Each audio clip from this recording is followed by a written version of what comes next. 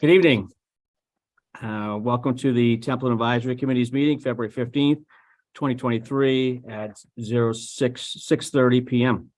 The Templeton Advisory Committee regular business meeting is being broadcasted live on TV channel, TCTV channel 8 and TCTV YouTube channel.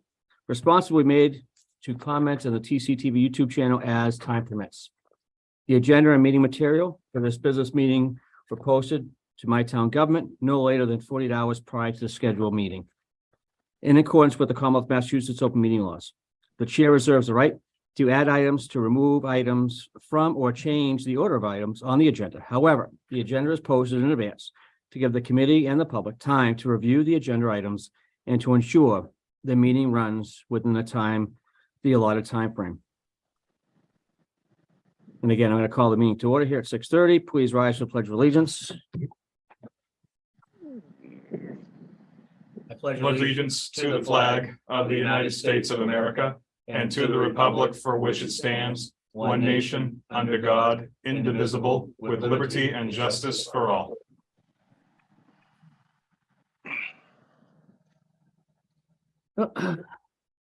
Again, thanks for joining. Again, I'm John Caplis. I'm the chairman of the advisory committee. I'm here with Nowell Francis and Matt Rivard. Thanks for coming. Thanks for being here. And Mike Euvrard, who's broadcasting live from an unknown location. US. Thanks for joining. We talk about the meeting minutes for January 18th, 2023. Mr. Chairman, yes. I'd like to make a motion to approve the meeting minutes from January 18th as presented. I have a motion. I have a second. Second. A motion is second. Any other discussion?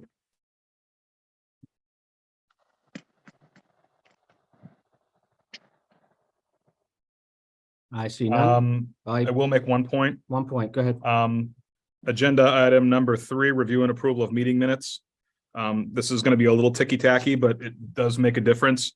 The motions were made to, it says accept EXCEPT. It should say accept ACCEPT for all 3 of those meeting minutes. That's a very big difference in wording. I got you. I got you. Okay, so on 3 alpha, accept EXCEPT, first, second EXCEPT, and the third EXCEPT. You want to, that's incorrect. It should be ACCEPT. ACCEPT. Roger. Yep. Okay. So you're going to amend your motion to with that change? I will amend the motion. Yes. Okay. Second, as Okay. amended. Excellent. Any other questions or changes that need to be done?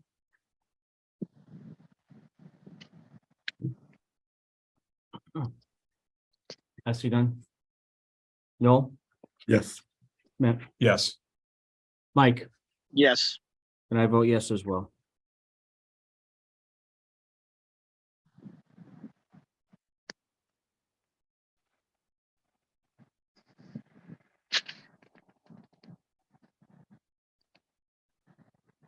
Any public comments?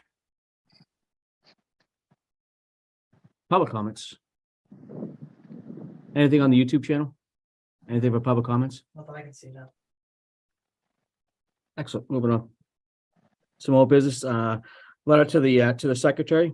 Gorzkowicz, how you say that? Gorzkowicz? Gorzkowicz. Let's go with that. We'll go with that one. Yeah. That was signed. Hasn't been mailed yet, but it will be mailed soon, today, tomorrow.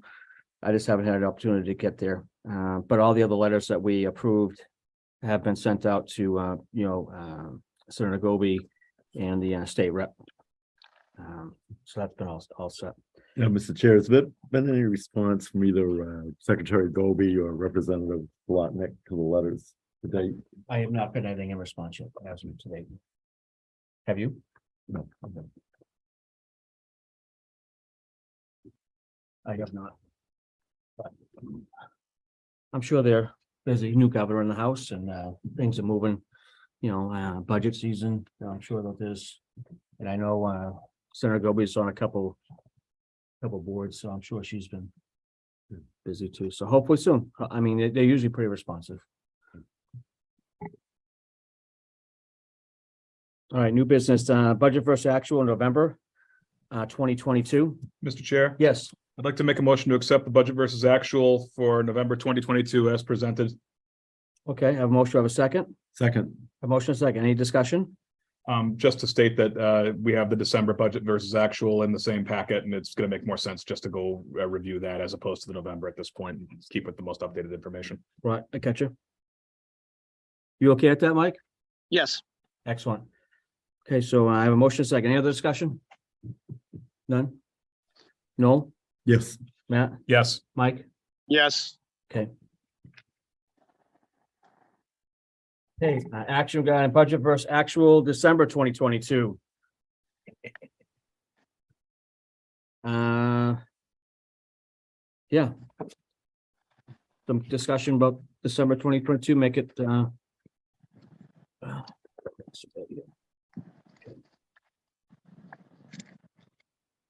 yeah, you have something to add? I have a couple of questions. One first primary comment is that just upon review of the December 31st, 2022, which would represent 50% of the budget year, first of all. Yep. Looking over the general town funds and all the different departments, it feels like we're in a very good spot. I'm seeing numbers that are anywhere between 42 and 50% expended. Mhm. Nice place to be in for the most part. I appreciate that. A couple of questions. Number one, snow and ice, and I believe that this is going to be reflected a little bit better when we see the January. As of the end of December, we were not overexpended. I'm assuming as of the end of January, we were, because I know we had a couple of good storms in there that they weren't big storms, but they were heavy and wet and icy and a pain in the rear end to get rid of. So I assume we're overexpended at this point in snow and ice. You are correct. You are, okay. Latest number I received from the DPW director, he's been keeping track of it, so you don't see it till later Right. on your budget versus actual, but we're at about 119,000. Okay. Where does this compare to as previous years, just out of curiosity? Well, we were just looking at reviewing the numbers of the historical data, so if we're going by fiscal year 2022, I believe that was around $170,000. And then we did a transfer from the advisory committee, I want to say a little over 20,000. So we had to go to the annual town meeting for a deficit of $150,000.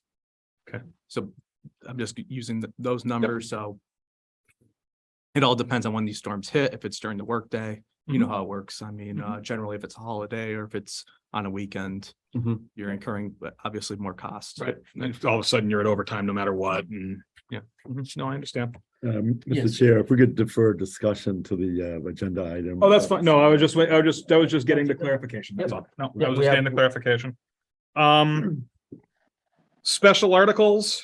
I've noticed here that for the special articles that we have out on the budget, we're currently at 8.7% expended. I know that there's long lead here, so I understand some of that, but this seems awfully low expenditure at this point in the year. Do you have anything that you can bring up with regards to that? I do. With this, you'll see a couple of these, the 2022 police vehicle there, the 2023 police vehicle. You'll see those coming out shortly. You'll see the DPW Main Street Bridge as we're progressing with that project.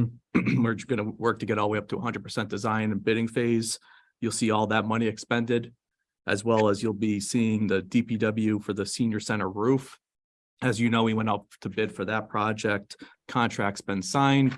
We have a pre-conference meeting to go over safety and everything else with the architects. And once they start work on that, generally what we do is we wait till the work's completed, and then you'll see that expended as well once we're satisfied with the work by the La Rochelle Construction. That was the lowest bidder. Okay. So you'll see quite a few of these where you'll start seeing them being spent down. Okay. The works, a lot of the work you don't see because it's contract. Oh, I It's know. all. Yeah, no, I understand completely. There's bidding involved, there's contract, and no, I understand that completely. Couple other comments with regards to special articles. There's some stuff here that's growing gray hairs. 2019 recreation, Gilman Waite, $10,000 unexpended. We're pushing 4 years. 2019 assessor reevaluation, 27.46% expended. We're pushing 4 years.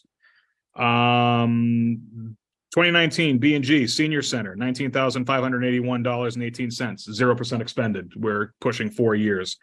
We're gonna, 2020, we still have some stuff there as well. B and G Town Hall cameras, unexpended, 3 years old. What else?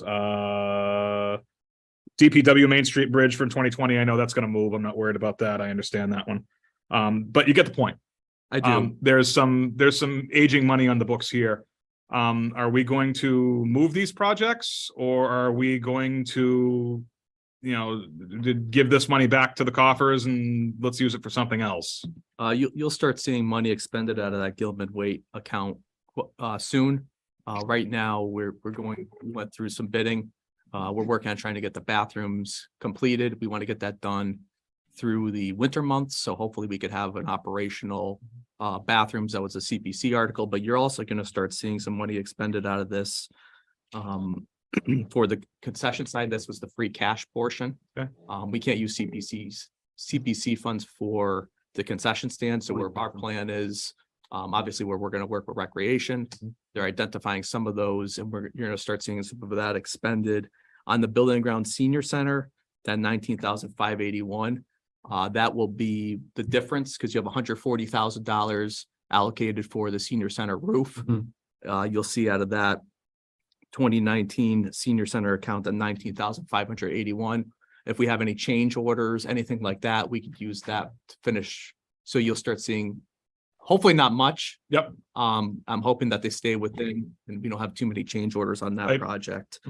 And then the other one, the scholarship, I believe 2018, we took care of those mini splits. You probably remember, I think you were probably on the board when so we're trying to knock these out, knock these off the books. But it's just a matter of getting these through bidding. Remember, I only have so much staff, and I'm trying to get as many of these projects completed. I think by us adding that administrative assistant over with CPC, that will help alleviate some of the projects on our staff, where they'll have a dedicated person to help them with contracts or grant agreements or anything to that effect. I hope that answers your question. Glad you brought up CPC, because I'm looking at their funding right now. They're 1.68% expended for the year. We're 6 months in. And again, there is stuff in here that is growing gray hairs. It is. There's a line in here that I believe when I was the chairman a couple of years ago that I had recommended that they close out. STM 52010 conservation, $8,000 unexpended still. Really? Yeah. STM May 2010 conservation, $8,000 still sitting here on the books. ATM May 2018 Boynton Library, $70,000 still sitting here on the books. November 2019, 4 lines from the special town meeting. Stonebridge, Scout Hall, 3 lines. One of them is fully expended, but Stonebridge, Scout Hall, Dwelly Farm, all still sitting on the books. Again, is the Community Preservation Fund running a bank here? Because we can get a better interest on this money somewhere else. Well, if I can, Mr. Rivard, through the chair. Absolutely. You'll see here, quite a bit of this is actually the Baldwinville School project, where our commitment of $1.174 million. So once that project and we transfer that property and we have to expend those funds, you'll see a significant amount of that gone. But if I can also add too, I met with the CPC administrative assistant. She's actually going through all these accounts. She has a plan for the conservation that you see back to 2010. They obviously maintain the River's Edge Park now, or conservation area, I should say. So they're looking at, using the $8,000 potentially for mulch, for flowers to beautify that site. So they are working on those aspects. There's going to be other things. We just met not too long ago on the emergency management building study with an architect. A lot of these, we're really trying to streamline them with that administrative assistant position, because as you see, you'll notice the free cash that we appropriate on our side of the house. You're seeing quite a bit of those projects getting done. Yeah. But we want to really see some of these CPC projects get to the finish line as well. Absolutely. Yes. No, 100%. So I totally get your point. It's a concern of ours, and we're handling it the way we have to. Okay, and I appreciate that. I just want to make sure that when we do expend these funds, especially seeing as some of these funds are, again, they're growing old.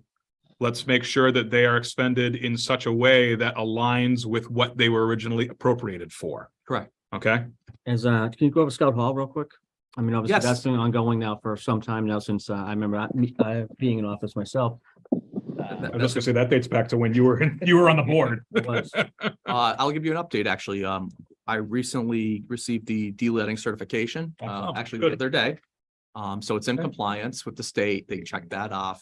There was about roughly a $13,000 invoice. We had to go out to bid for that. Mhm. That has since been turned over to the administrative assistant with the de-letting report that will go to CPC. We're hopeful that we'll see what work Monty Tech can do. What looks like the plan's gonna be, I talked with the DPW director, there will be a Scout Hall update on the next select board agenda. We want to identify the work that, now that we have clearance here on what we're gonna do, the hardwood floors, the electrical work that needs to get done. Right. The bathroom, it needs to get finished up. There's carpentry. But we also have to identify where the electrical outlets are gonna be, things like that. So I'm planning on having a tour, because now that project's under the jurisdiction of the select board, even though the funding goes through CPC, Mhm. we will have a plan in place on closing that project up. After that expenditure of $13,000, you're gonna have roughly $30,000 in that account.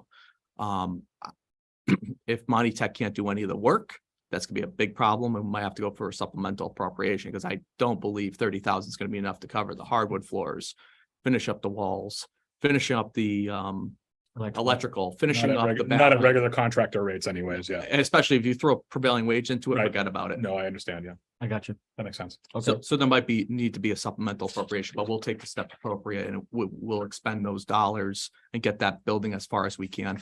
And hopefully you can get it operational at least, or Yeah. semi-operational. That would be great. Get the kids back in there. Last question before I stop wailing on you. Green communities, Yes. ton of money there as well, very little expended. Can you speak to that a little bit? I can. We went out to bid for the weatherization work. We did town hall, the cemetery building, I believe the library, and there was one additional building. I don't have the bidding documents in front of me. And you will be seeing an invoice coming in for all that work. They weatherized the buildings. Mhm. It was actually done right at the cuff, right before winter. So you'll notice, at least there should be energy savings from that weatherization work. Okay. And it's just a matter of us receiving, the contractor still hasn't invoiced us for it, so Okay. you'll see a good amount of that expended. I would say roughly half of it. Okay. Okay. It just hasn't hit your budget versus actual yet. Good, okay. Is that, John, is Yeah, go ahead. that green communities money, is that from the grant we received when we went to a green community 2020? Yes. Yes. Okay. All right. Okay, I'm done beating you. I'll let somebody else have a turn. Yeah. Yeah, well, people don't realize, being a green community, I mean, I actually started in 2017, the process, Mhm. because I actually initiated the initiative on that process. Because I thought it would be a great opportunity for this community to be better for everybody being a green community. I think it's important that you note that, because there was a lot of work that Yeah. went into that, the assessment that Yep. had to be done on A all lot the of work. buildings. Yeah, I mean, that's, that, It took that 3 years. started in 17 and ended, what, February of 2020? Yep, That's when it was approved, February 2020. yep. It's not So an easy process. It's not an easy process. It's not. It was really hard. We had to meet all these different challenges in order to meet the requirements by the state. you remember the stretch energy. code. Yeah, the Stretch Energy Code as well, which is part of the Green Communities Act, which is another thing that we approved here in town as well, which is going in the right direction for everybody. Yeah, that started into your tenure when you were. It was. the select board. Mhm. But that turned out to be a good, I think we're gonna see a lot of savings. I think so. I hope so. That was the whole point of it, for the people of Templeton. I just wish that they would give out, instead of dispersing the money like they do, you get one disbursement, then you have to expend it, then you have to wait to your next disbursement. Right. Because if you received all the green communities money and you were able to just go out to bid for all the work, we would be saving a ton of time. And money. And then I wouldn't have to be getting extensions from the state. That's right. Right. That's right. But we're at their whim, I guess. All right. Any other questions on the budget versus actual? Thank you so much. You're welcome. again? I do. Yes. I do. It's just, I noticed, there are three areas in going through the sheet where there's just minimal amounts, under $10. And just a general question, is there a way to clean that up? You mean $10 in like certain accounts, like a donation account or? Yeah, one's the TNC State Fund, it's on page 5, it's $17. And then, there's another one with the food pantry on page 7, it's $1.60. And on page 10, forestry grant, 75 cents, they're just minimal amounts that. I could check with the account on that. Mike, do you have anything? No, I don't. I'm fine. Okay, great. Mr. Chairman? Yes, I'd like to make a motion to accept the budget versus actual for December 2022 as presented. I have a motion, I have a second. Second. I have a motion, a second. Any other discussion?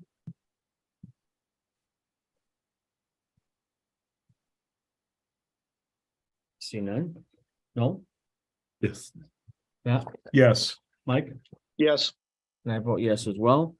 And obviously when January comes in, I think we'll get a better snapshot with some of these moving pieces as well. Thank you. Thank you. Discussion on the Moody's report. Did you guys, I sent this out. Did you guys all get it? Yes, please. Yes. Okay, great. I did send that out. Yeah, that one you did. I did, yeah. That's, I forgot to do that. For people that don't, Moody's does our review for our bond rating. Can you go into that first, Adam, just for just overall Sure, education purposes? Yeah, you were involved with it. When you were still the chair, Mr. Terenzini was the town administrator. The town back in 2013 was almost in receivership. Mm. And I don't even think there was a credit rating That was 2016, right? around that period. And so we've come a long way, and going back to when we I believe it was 2018 when we got upgraded to an AA3 It was. around that time Mhm. period. And that was a significant upgrade for us. Right. And that brings us to an AA3 community. So basically when you have this review completed, we had to go out for the water main bonds that town meeting approved. And that was the $1.2 million authorization for Maple and School Street. Right. That debt authorization, which was part of the $2.2 million authorization of town meeting. And I think almost all of you were here or attended the town meeting. So when we went out from that time period, 2018, 2020, around that time period, we got upgraded to an AA3, but we were up for a review before we wanted to, with these bonds that we had to go out. So there was a ton of work, and credit goes to not only the select board setting these policies, but to our finance team. What they do is they send you a questionnaire with a ton of questions, which requires input from the treasurer collector, the assessor, the accountant, and myself. So we had to compile all this information. We had to go on a Moody's rating call. And ultimately what happened was, the big thing is we maintained our credit rating of AA3. The next best thing is, if you look, I believe it's page 6 on there, Mhm. where they have the rating score sheet, which shows an AA2. I'm confident, based upon the review that was done, that participated with the treasurer collector, Moody's, and Hilltop Securities, that next time when we continue the financial progress we've been on, that will get upgraded to an AA2. And when we're at an AA2, we're quite close to being a AAA community. And AAA is the best credit rating you get. John's familiar with this process. He went through it when he was the chair of the select board. And I gotta say, I think all of us, advisory committee, select board, this makes the entire town look great. Mhm. I mean, we have a stable credit rating. It's continuing in the direction where we want it to continue. And this is something I'm ultimately proud of, because it's not just Adam, it's everyone. It has improved the town's reputation. Right. Mhm. It has made us where the organization is building upon those successes. Mhm. And if we continue in that direction, I Mhm. see good things happening. We have maintained our strong reserves, and we have a rating that at one point that we didn't even have. Right. I mean, it's sad when the light department has to try to figure a way to get a bond rating because the town didn't have one. Right. So it's a lot of work that started way before my time, but we continued from those policies to where we are today. And, I want to thank you because you started the foundation. I appreciate that. But it's a With lot Mr. of work. Terenzini, you both of you. It's a lot of work, and I want, obviously the people to know that, having a bond rating is crucial. It's like, it's actually having your individual, your own rating score for yourself. I mean, as people go through their own credit stuff, I mean, a bond rating for a community or a town is absolutely huge. Yep. I mean, you can't, I remember when I took office in 16 and no bond rating and had at least a $500,000 deficit. Nothing being done since like 2012. No audits. Having to pay a financial, one of those investigating accountant people to come in to do like all the back accounting work because it was all messed up. Forensic accounting, yeah. So, and those guys are expensive, by the way. Oh, yeah. No. And that guy was here for a while. And then when I took office in 16 and meeting with the governor's staff and, the financial staff of the Department of Revenue and, and it starts, receivership paperwork going across my desk. And I'm like, well, what is happening? I mean, can't be happening. I mean, because again, once receivership happens, as well as I do, I mean, it took Chelsea, I don't know, almost 30 years to get it. Lawrence School District is still in receivership and it's been at least 15 years. So, at least they gave us the opportunity to at least make the attempt to get it fixed. And thankfully they did, because now we got almost 2 million in coffers now, give or take. Between all of our reserves. Yeah. 1.5 million, our OpEx stabilization around 200,000 and 300,000. Yeah, so we're doing well. Yes. Yeah. Yeah. So, overall, to have this type of thing to where we are from, say, 2016 to here we are 2023. Yeah. Is huge. This is like, people in the state house are probably looking at this like, oh my Lord. Look at Templeton's did. This is before when we'd walk in there, they would laugh at us. Yeah. They would laugh at me, like, you're from Templeton, and they'll laugh. I'm like, because they knew how bad of a state that we were in. Now it's kind of like the model, like they're trying to use, like, okay, why don't you do what Templeton's been doing? Find a way to move up to that upward slope that you need to be at. And having a bond rating is the biggest step. And to get to a double, that would be huge, because that also affects our interest rate, right? Which is huge because people don't realize, you can go buy a car for, 2, 3, 4, 5% interest rate. But you're only looking at $20,000 to $40,000, $50,000. But when you do an interest rate of that for like $3-4 million, that's a lot of money. So you want the lowest interest rate you possibly can. So the better bond rating you have, the better interest rates you're going to have. All right. Anybody else have any questions for this? Is just more discussion for everybody to understand. Any questions, Mike? Anything? No, I'm good. Okay. Any have questions how it works? No Excellent. questions. This is just a very positive report for the town. I think It is. this is the momentum we need and we need to continue with, very much so. So kudos to you, kudos to your predecessor, kudos to the select board and the previous select board to have built the foundation in order to get here and to make it so that we can continue this. Yeah. Well done. Moving forward. Yep. All right, great. Good discussion. I appreciate that. Regarding number D, regarding snow and ice account. I know you brought it up already. Hi, how are you? Yeah. Oh, you do? Okay, I'll go ahead. Go ahead, no. I'd just like to hand out the sheet. Okay, here you go. You already have one. Thanks. Mike, you don't have this, so don't worry about it. Yeah, okay. Oh, I see it, John. Thank you. You read it? Yep. Like an I'll get eagle. it. I'll get it to you in digits, okay? All right, thank you. Go ahead. Yeah, Mr. Chair, thank you for letting me speak. And also, Adam, thank you for appearing tonight. I really appreciate that. The statute on snow and ice deficit spending was passed in 1976. And I'm old enough to remember going to town meetings before that was passed. And it was always a bone of contention, snow and ice. And the whole purpose is originally passed, the statute was originally passed was because snow and ice costs varies greatly from year to year. But it was also designed to cover the surprise snowstorm that comes after March 15th. And so it was really, the idea was you budget the amount until March 15th, and then if you had a severe winter, the deficit spending, the idea was to, to kick in. And, if you're over by 15 or 20%, then, that was the idea of deficit spending. And unfortunately, we've gotten away from that. I don't know what the number is exactly now, but it appears that we have gotten a little more than halfway through the winter, and we've already expended the entire budgeted amount. Mhm. And that was not really the intent of, the statute. It really isn't.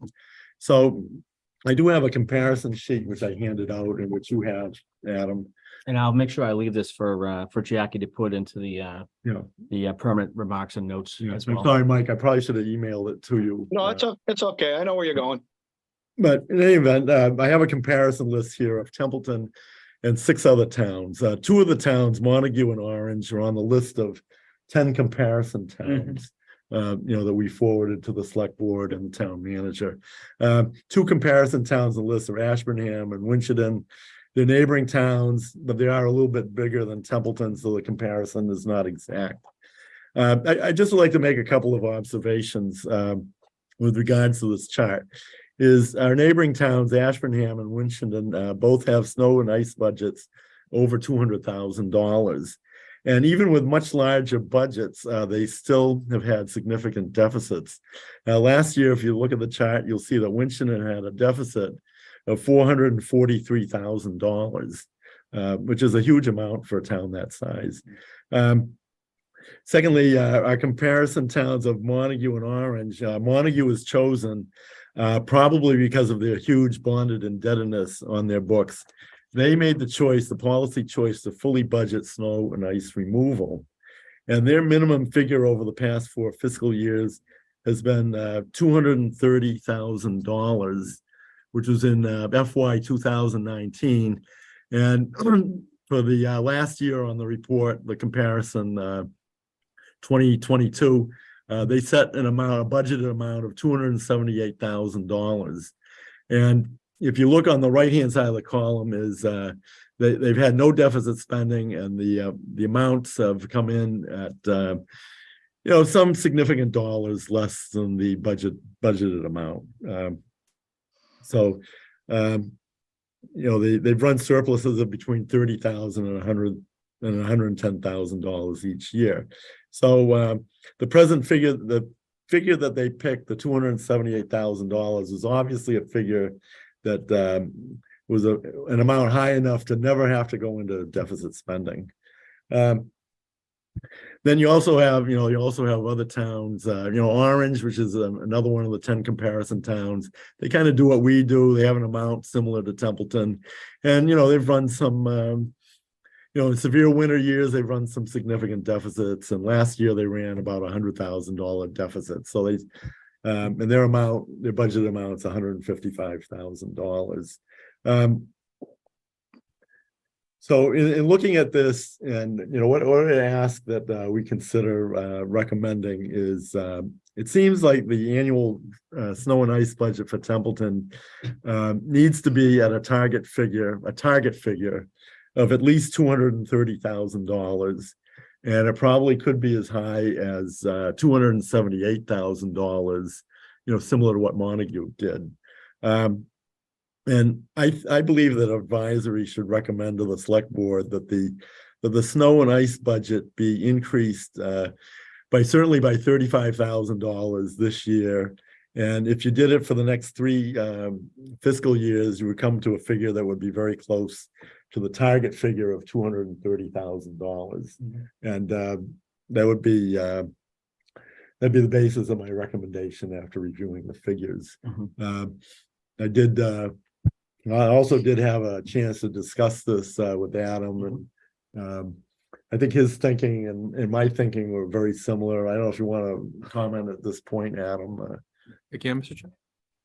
Yeah, I mean, obviously, snow and ice has always been a challenge for Templeton, which goes back to when I was in office in 2016, and where we were budgeting, I think it was $100,000 at that point as a flat rate, knowing the fact that we were always over 2, as you can see. I mean, you got comparisons only going back, 3 years? 19, 20, 21, 22, so 4 years. So I mean, if you went back even further, you would see that it was, you had to balance the scale. So how do you balance the scale? Because again, the budget is the budget. And if you budget for something such as like snow and ice to like I would say, I would use Montague, I could use them. They can't deficit spend. Right, They cannot. It's actually against the law for them to deficit spend at this Right. point because they pigeonhole themselves in a fixed rate. So if they had a budget of $300,000 in snow and ice, it would have to come out of general operating funds. that's right. Okay, so I want to make sure people understand that. Also, based on the law, we have to increase at least by, I say $1, say $100. It has to go up by incrementally a little bit. That's based on the statute, and that's how the law is written. So which means if you don't do that, then you can't deficit spend at all. And some of these, more affluent towns, but I can tell you brought up Orange, and I tell you, Orange is more similar to us because Orange is the same thing. We project X amount of dollars. We know looking forward based on winters and obviously harsher winters, that it's going to be at least say $100,000 to, if not $140,000 in deficit spending. We knew that, but then that's when obviously we utilize free cash to offset that difference in budget during the town meeting. Do I like to do that? Absolutely not. No. But I mean, but you have to look at like, how do we fund the operating budgets of the community like now? No one, it's just gonna be, it's one of those challenges. I don't disagree with you. I mean, we can agree to disagree on some things, but I don't disagree with you. As long as we can get incrementally into that, if we can incrementally get into that position where we're gonna increase, more, until we get to that certain point. But I don't want to get to that certain point, and not do it anymore either, because then you're gonna pigeonhole ourselves, because then if we have another, because again, when was this, when they did this deficit spending was what, 76, right? Was it 1976 they started? Yes. 76. Without even knowledge of 78 that was coming up. Because everybody remembers the blizzard of 78. Because the deficit spending that they had to use for the blizzard of 78, if they didn't have that deficit spending from 1976, towns would have been bankrupt. Well, what has happened in years like 2015 is, in 2015, the state passed a supplemental budget for the cities and towns of $21 million to cover the extra expense. Right. I just a couple points, Mr. Chair, is I'm not asking that we go and take the model of Montague, where we just set set an amount and not allow for deficit spending. I'm not asking that we do that. What I am asking is that we go towards the target. I think $230,000. I don't think we're ever going to go below that number in the foreseeable future. Not the way soft is. John? Yeah, go ahead, Mike. I think Noel's headed in the right direction. It's what I was going to talk about too, is that we should be reflecting a truer amount on our budget. Now, just because the state says we can deficit spend, yes, we can deficit spend, but to a certain amount. I mean, a truer reflection of what the budget actually is with deficit spending, like Noel said, up to 230, gives us it's a better practice than saying, well, heck, we could say, let's put $50,000 in snow and ice and then deficit spend 300,000 because the state says we can do it. Why? It's just not a good practice. No, I totally agree. I'm not disagreeing. And just to carry on Mr. Euvrard's point, and Noel, thank you for putting this together, by the way. This is I believe when I was a chairman of this committee a little while back, I also complained about this same thing. I'm sure you can go take a look at the YouTube videos and you'll find me screaming about it. But at the same time, I agree with Michael that we need to have a more representative number, because I'm a firm believer in that it needs to be a truthful budget. Okay. Exactly. And right now, what we're looking at right here with, 2019, the deficit was only $10,000. So that was at least close. I would consider that truthful. However, deficit in 2020 for Templeton was $117,500 on a budget of $147,500. 2021 was a deficit of $90,000 on a budget of $147,500. 2022 was a deficit of $170,000 on a budget of $147,500. That's not a truthful budget. That is, we know we can deficit spend on this line, so we don't care. We need to we need to bring this, maybe not necessarily, again, not necessarily to the point of Montague, because we want to put ourselves in a point where we can't deficit spend, but we need to bring this up to at least the point where it's at least more truthful. Mhm. Because then we can say with a clear conscience that it is a balanced budget, or that it is a zero increase budget from the previous year. Whereas right now, we can't do that with the numbers that we're putting in that line. It's Right. just not, I have a bachelor's degree in mathematics. The math just doesn't add up. Hey, just to put it in perspective, the budget for this year for snow and ice was 144, correct? No, No, they can't go down. they can't go down. No. Well, 148.5. Oh, I'm sorry. Yeah, I don't have my glasses. 148. So I'll say 150 Okay, It's 148.5. was the annual budget. We just Right. spent $200,000 in a little over a month. so blown again. Well, once we see the January budget versus actual, we'll get a better idea of the overage of spending based on the snow and ice account. But you're right. I mean, I'm not going to disagree with anybody here. I think, but again, when you we're looking at one aspect of something that we have the ability based, and again, I want an actual true budget too, don't get me wrong. But you know, there's got to be some wiggle room as far as where and how you set the budget, how that's going to end up, and where money is going to go. Because if you put more money into this, which again, I agree, but then something else has to suffer. Something, because the money has to come from somewhere. So it's going to either come from, you know, I don't know, highway, police, fire, ambulance. It's going to come from somewhere. Well, and that's a situation where the town needs to make an assessment. We need to take a look at previous year's budget, see where departments didn't fully expend their budgets, and maybe it's time to make decisions there and say, listen, if you're not going to use this money, we have other places where we need to use it. Oh. So I mean, those are going to be hard conversations that we need to have with the town department heads and say, Yeah. I mean, You're right. I hate to say use it or lose it, but use it or lose it. I mean, if you're going to ask for this money at the beginning of the year, you need to make sure that you have your plans to use it through the year. Otherwise, you're not going to get it again. Right. I mean, Yeah. people ask me, they're like, well, what would you do, John? Like, well, if I had the opportunity to put another highway worker, to hire another highway worker versus fully funding the snow and ice, I would hire another highway worker Mhm. every day of the week, twice on Sunday, knowing the fact that I know I'm going to have free cash at the end of the year to offset any difference of budgets of my snow and ice. Right. That's just how I'm thinking. I Mhm. mean, obviously my thinking might be skewed. Mhm. I mean, of course, I want to get as quick, as close as we can, because obviously this is what our job is for the people of Templeton Right. to come up with the ideas and hopefully guide and give the select board, ideas on how to move forward, I Yep. guess. Do you have something to add, Adam? Well, I think all of you bring some interesting insight to the whole snow and ice budget, and certainly it's one of the things since I've been town administrator, I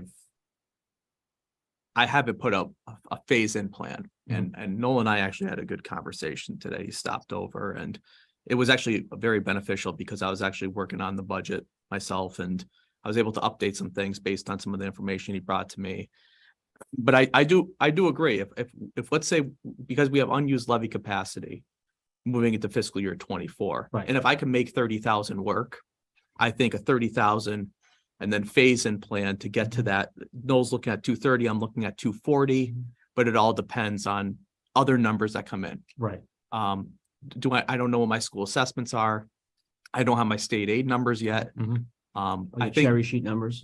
exactly. I got you. So until we get those numbers, and quite frankly, with this budget, I've sent out the updated calendar. We're looking at the select board and I delaying the release of the budget. So we're looking at March 15th or March 18th on that full day Saturday, where we could certainly be sitting there based on the state aid numbers, where it could be a relatively easy meeting or it could be a relatively difficult meeting. Right. Depending on where the assessments come in or where the aid comes in.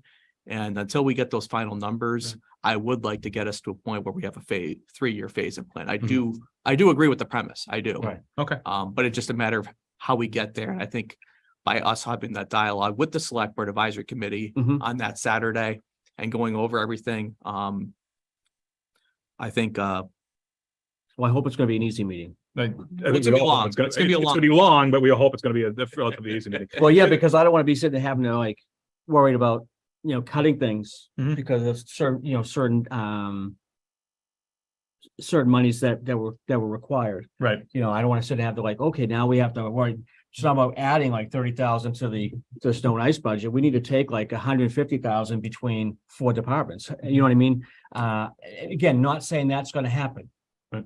What I am saying is we have to put and make sure once the numbers come in, from the school districts or the aid or wherever. Once all those numbers come in, we have to sit down and when the governor releases the budget to hopefully we'll be talking about a phase-in plan of the $30,000, $35,000, not where we're going to come up with another X amount of couple $100,000 out of the budget to pay something else. You're absolutely right. And quite frankly, I'm going to do my best to give you a final budget, Mhm. but more than likely it's going to be a working document Mhm. budget because by the time, depending on when I receive these numbers and Right. depending on, like, I have to get this document to the select board advisory committee. We have a schedule. Mhm. So you could certainly well receive a working document where I might have my suggested list of proposals I will bring forward, Mhm. but it all depends upon when we receive these numbers. We have a new governor. Yeah. I think you were here when they have all that extra time and it's something I'm used to releasing the budget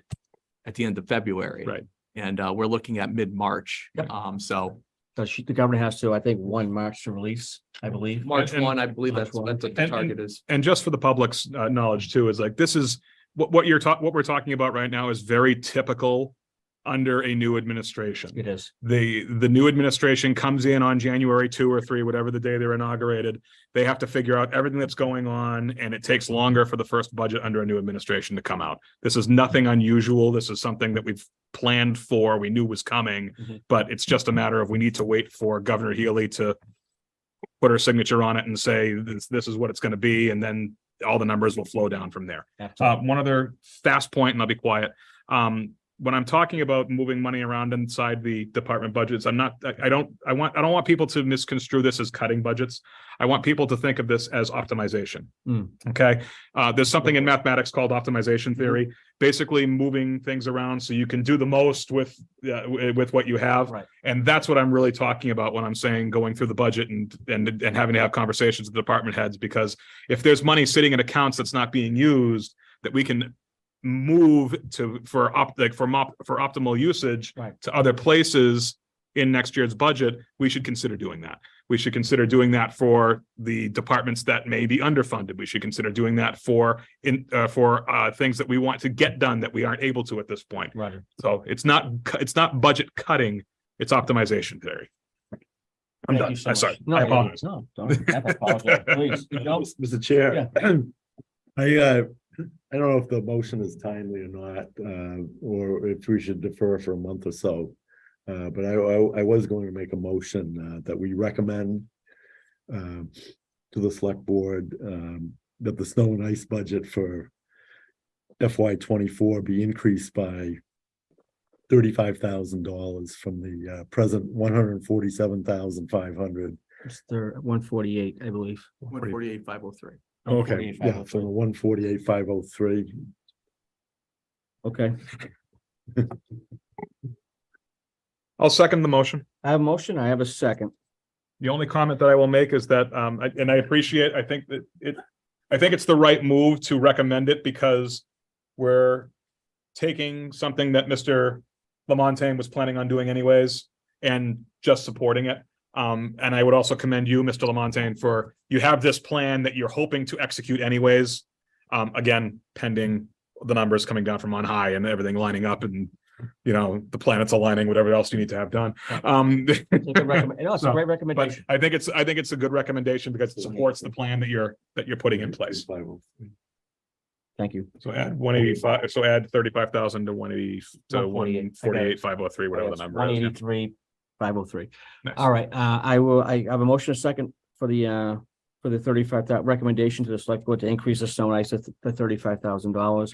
Obviously, you're gonna have a plan in place. Yep. And obviously, this is a recommendation. So based on the numbers that we get come March 1st, and then when we meet March 15th or March 18th, obviously, hopefully we will have this recommendation will will be, Framework. will be, Yeah. right, will be, yeah, exactly. Right. Right, any other, Select a recommendation. that's why it's a recommendation, and that helps us, like, it gives the select board the opportunity and the theory is like, okay, well, the advisory committee is like really looking at our stuff. I mean, they're really looking at the budget here. I'm like, yeah, that's our job. Yeah. Our job is to see and give recommendations to the select board to make decisions that are bestly going to impact the community financially, for everybody, for all our services. Yep. So anyways, any other discussion? Yes. I just also wanted to add to, I think it was at the last budget meeting, and I believe it was Mr. Forts who suggested doing the split payroll for firefighter paramedics. Yes, And remember, and at first we were just starting the whole ambulance right. doing that. Yep. So, but I think by that recommendation, I really looked into it, and I think that's gonna be another thing you will be seeing within this budget is that split payroll between the ambulance calls and the firefighter or inspection. So you'll see that split. So the full timer firefighter paramedic that's going to ambulance, Mhm. that part of the payroll will be within the ambulance budget. And Okay, I think that's getting us closer. Remember, Mr. Forts was really pushing that. And Yes. I basically said, we have the direct expenses. Let's see how that works out before we really. yeah, Cameron had some good vision on that. He did. And I just want to recognize that too, because when the advisory committee makes a recommendation, they're listened to. And it's just a matter of maybe we can't do it right away, but in time, if it's feasible, makes sense, we take those all into consideration. appreciate that, 'cause, The select board and with the advisory committee. It's good to get, I mean, it's good that you guys listen to what, we're trying to, and again, the recommendations, but we will beat on the door if we need to. Don't worry about that. We know where you live too, so. Make a phone call, Absolutely. maybe some emails. Right. Okay. That's great. A couple things I want to bring up is, Mike, you had some questions about. Well, we have a motion on the floor, John. You gotta vote that. Gonna vote it. All right, thanks for keep me in check, because, sometimes, it's not all there. You're right. I don't want that nasty letter coming from somewhere. I appreciate Thank that. you. So I have a motion, a second. Any other discussion? For the recommendation? I see none. No? Yes. Matt, Yes. Mike, Absolutely, yes. and I vote yes as well. Do you want to type that up for them, or do you want to? Jackie's gonna. Jackie's in meeting and I'll, Okay, fantastic. I'll talk to her. you'll talk with her. I'll talk to her. Yeah, thank you. Thank you. No, thank you. I mean, good work on good work. I appreciate that. Two things, let the committee know that the annual report, was turned in. Everything went well. Thanks, Mike, for doing that. Great job. I did correct that little error. I did correct that. And, Okay. and I got it to Holly, and, all looks great. You'll be seeing that in the FY22 annual report book when it comes out in the near future. So great job. Did you have any questions on you had some questions on police cars, Mike, or something? Do you want to go into that? Yeah, it was just a little bit of confusion. Now, the other day, a couple weeks back, I was traveling through town and I got myself my normal morning coffee and I pulled out and I was looking at a pickup truck with the lights on it. And wasn't right away, mine. I assumed it was Phillipston. And I said, what are they doing sitting across from Dunkin' Donuts? Well, it turns out that it's our F-150 pickup truck cruiser. Mhm. Yep. And it was the first that I had heard or knew that we were purchasing a pickup truck as a cruiser. I look back at the timing in the town election, town meetings, and when we voted for vehicles, and we voted for a cruiser one year, a cruiser the next year, an SUV, and then this year a vehicle. And then I looked back a little deeper, and I went into the quarterly reports from the department heads, and the chief was mentioning vehicle, and then all of a sudden in the fourth quarter of 2022 appeared F-150. And then again, in the next two quarterly reports, F-150, and we finally received the F-150 and a hybrid SUV. Right. Now, the first thing is, I know that I wasn't the only one in the community that was struck by the fact that we had purchased a pickup truck as a police cruiser. I know that's a little bit of head scratching out there. And it just goes all to the point of transparency.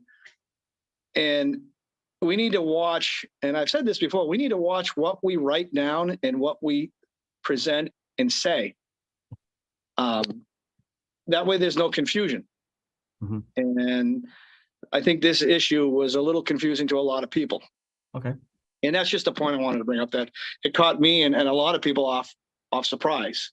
Okay. To see, when you say we're purchasing a cruiser, people anticipate, a Dodge Charger or a Taurus, and if you say an SUV, everyone assumes a Ford Explorer hybrid SUV now, because that's what we're mandated to purchase for policing vehicles. So it's just a matter of transparency. We need to work on our transparency and making sure that everyone doesn't get surprised by an item. And when the chief mentioned that he took possession, and I don't remember exactly when it was, I think it was the first quarter of 23 or maybe the second quarter, that we've taken possession of a 2022 hybrid SUV and a fiscal 2021 F-150. Now, are those years correct? Or is it a fiscal 22 F-150 and a fiscal 23 Ford hybrid SUV? That's a great question. Where are we in the purchasing order? Because if you look back at the budget versus actual for 20, there's a mention of a police cruiser. You see what I'm saying? There's two different lines still to be executed. I'm sure they've been. It's like 20, I think what you're referring to, Michael, is 2023 police vehicle, $50,000 Right. unexpended. And then there's another And one. then 2022 police truck, Right. 57,511.97 unexpended. I believe those are the two. Are those the two lines you're referring to, sir? Yes, and they would have probably come off now because we've taken receipt of those. Right. We may see those come off, and those might come off in January. But And those, so they're actually a 2022 purchase and a 2023 purchase. That's Is that correct. correct? Yes, correct. Okay, so because the chief had mentioned it was an FY21 purchase and an FY22 purchase. No, And that's what he must have misspoken. Yes, and that was, he's referenced that a couple times, and it kind of made my head scratch when I looked at the BBA and looked at that, and I said, well, where? well, I could tell you, Mike, I wasn't on the capital planning board myself personally. I mean, I've seen it. I understand it. And you were on that, right? Yeah. Okay. When things have to be added to the capital planning list, and it goes through a board, a committee. Yeah. Oh, yeah. And then whatever, the police chief had to go in front of the capital planning and give his recommendation and his speech on why he needed a certain item or a certain vehicle or a certain vehicle type, et cetera. All that Right. stuff should have been done at least a year before the free cash became available or the money became available in order to purchase that vehicle. I do know that there's been some issues with, supply issues. So like the hybrid, and just notice on the hybrid, there was money. So I think it was $5,000 that was taken out of the green communities. Right, That correct. went to that as well. Right. But so both of those vehicles, the truck and the help me out here, the Hybrid SUV. hybrid SUV, they're both on the ground now. Right, correct. And obviously probably Okay. January you see the expenditure. So going back to the truck, let's go Ford F-150. Let's not even say truck anymore. Let's go Ford F-150 4-door, which looks really awesome. Good choice. It is, especially out here. Yeah. Were you were on capital plan? Do you have anything to add? Were you there when that was brought up? You It remember? was the year before. Maybe it was the year before you. That was the year before you. Yeah, because we're going back. That's been on back order for quite a while. That's right. So, so at least these members here, I can't contest, but I can definitely look at the capital planning notes from that era. If you like, I can go back in time and grab some of those to see, how that was brought up. I mean, because obviously nobody likes surprises. I mean, Right. who wants to see, but I'm sure the chief had an optimum plan why he needed that said vehicle. I have no that's fine. doubt to Oh, judge no, his. absolutely. It was just all the way it rolled out and the way it is in different reports, conflicting back and forth. There's just Right. a little bit of confusion. That's all. What I would like to add is that the discussion of the capital planning was of the need to stay on track with purchasing one vehicle per year. Right. So that when a vehicle's retired, it's no more than 4 years old. And Right. it was talk about squeezing that amount from, the life of a vehicle, from 4 years to 3 years. So you can trade in a vehicle rather than have to make expensive repairs. Right. So the gist of the discussion was along those lines as opposed to what type of vehicle, Right. it was about. And then you get the warranty to boot because you get the 3-year warranty Right. typically for that Right. as well. So there was a lot of discussion on that, Mhm. but there was almost no discussion as to what type of vehicle, because, frankly, I think it was assumed that it's within the discretion of the chief to choose, what kind of vehicle best fits his department, and Mhm. where our committee was, recommending that money's be expended for the vehicle itself. Right. And I was a big Correct. supporter, just so you know, Mike, I was a big supporter back in the day that, if you're purchasing vehicle, they have to have dual or multi-use, like the fire chief's vehicle or this vehicle with, I don't know if it's got plow capabilities, but I looked at making sure that most of the vehicles have multi-use capabilities. I know the town, I don't know if the town knows this, but they have the police own a four-wheeler. It's a big one too. It's a nice four-wheeler. It's down in the emergency management office. It's on a trailer, so their vehicles wouldn't be able to tow that because they didn't have tow capability. So I don't know if that was like one of Mike's, It reasonings. probably, I don't know. absolutely, it would have been. I think it would have When the been. amount of open space we have in the community, it's a good purchase. It's a smart purchase. Absolutely. That's Okay. that's not the point. The point is, it's all, the wording and the way it rolled out, and that's the point. Let's Well- make sure we communicate correctly. Right. Yes. And I think what the board in place now with our recommendations and us standing tall here, I think, and obviously now we have members on on that committee as well. One member, are you still on it? Yes. Yeah, still on it. Yeah. Noel's still on it. So he's, so obviously he'll bring back all that information once that committee starts meeting again for Okay. Sounds good. future plans for the town. Okay. Excellent. Thank you, though. Thanks for bringing that up. I do appreciate it. Also, just to note that the chief did respond to me through Adam. So the chief did, he did give me some information as far as the delays and the process and, Right. and the cost and the extra, the $5,000 came from and all that stuff. They just don't have the police interceptor F-150 sitting on a lot waiting for an order. They're a little Right. bit more special detail orders. Right. Right. Excellent. Any other discussion before moving on? Any other discussion? Yeah, it's a very closely related topic. Yes, go ahead. And I am concerned about, the fact that, the capital committee, we recommended the purchase of several vehicles. And I believe you must use the ARPA money by 2027 or fiscal year 2027. Mhm. And I think what I'm concerned about, maybe it's nitpicking, but sometimes it takes a couple of fiscal cycles to go from approval of the purchase to speccing the vehicle out to delivering it. Oh, yeah. Some do, like fire trucks. Oh, my God. It took us, Oh, 2 years to get the fire truck?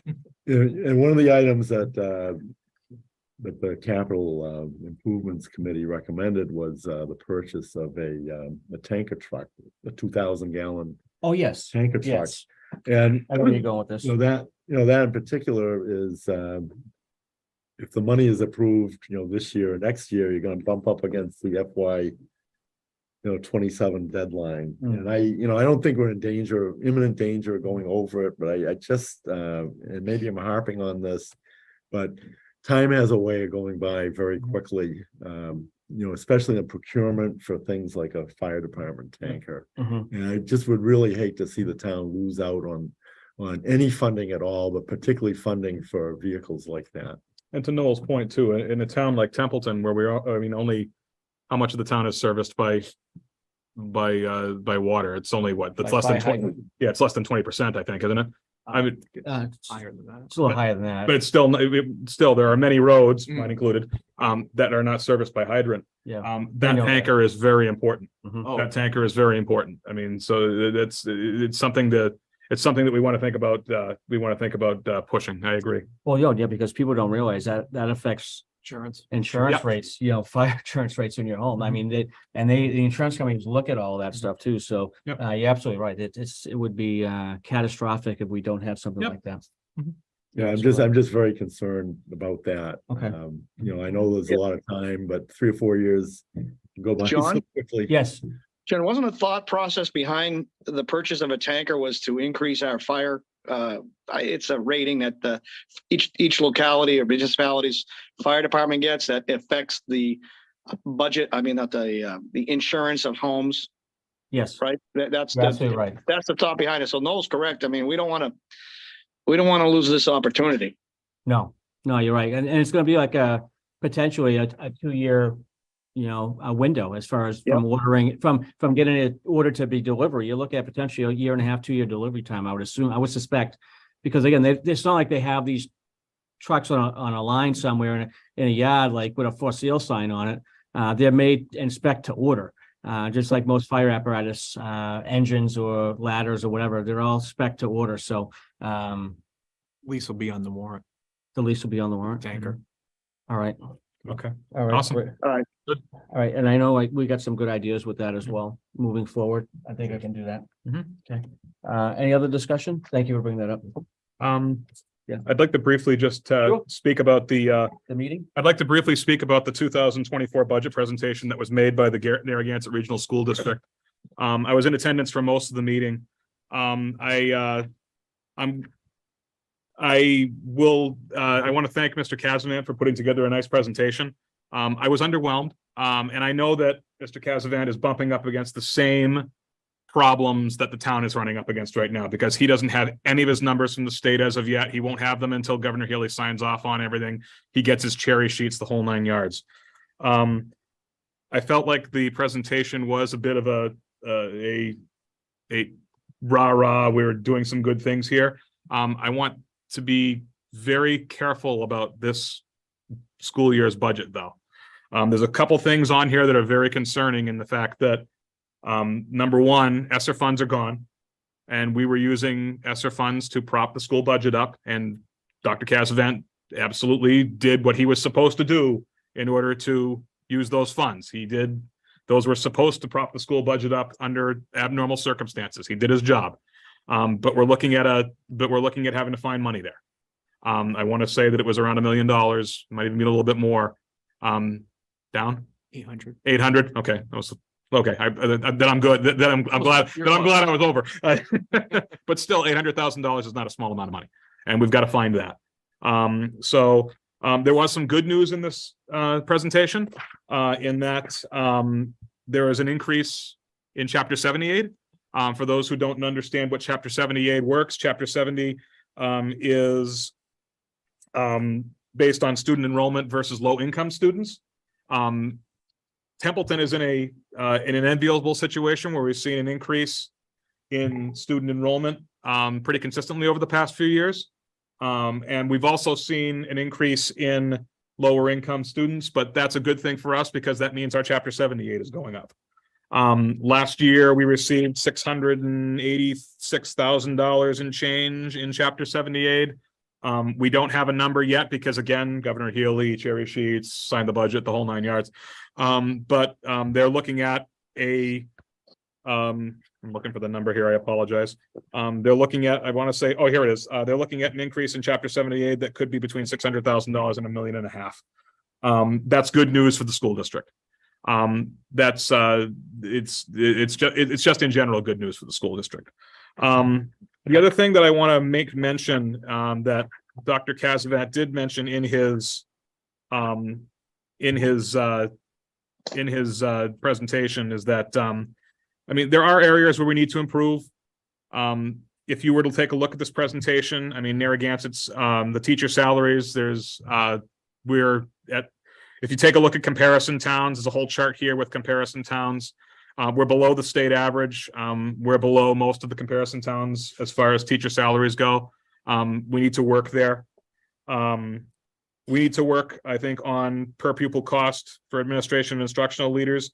I think that's less of a concern for us than you would think, though, because if you take a look at one of our comparison districts, which is Ashburnham, Westminster, and they have very good test scores and their teacher salaries are closer to the average, the whole 9 yards, and they're actually the lowest in per pupil cost for administration and instructional leaders. So while I think we need to work on that, I don't think it's as concerning as you would as it should be to the townspeople, because I think that that one example of Ashburnham, Westminster doing what they do with, I mean, basically less money per administration and instructional leaders than we do.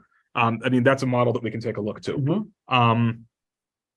Our performance in the different categories, I mean, I consider it to be right around average. The state, it's all below the state, so we have to work on that. But it's comparable to our area towns. There are a couple areas where we are running in a very good place. Actually, grade 10 English language arts performance. We are at the state average, and we're over most of our comparison towns. So, I'll be looking forward to seeing more when we actually get hard numbers. Yeah. This was a very abstract budget presentation, and I really wish that Dr. Kazimit had held off on giving it until maybe he had some more solid numbers. I know he probably was underneath some sort of some sort of deadline to be able to give some sort of presentation, but I just want to make sure that we caution against that. There is money that we're gonna have to find here.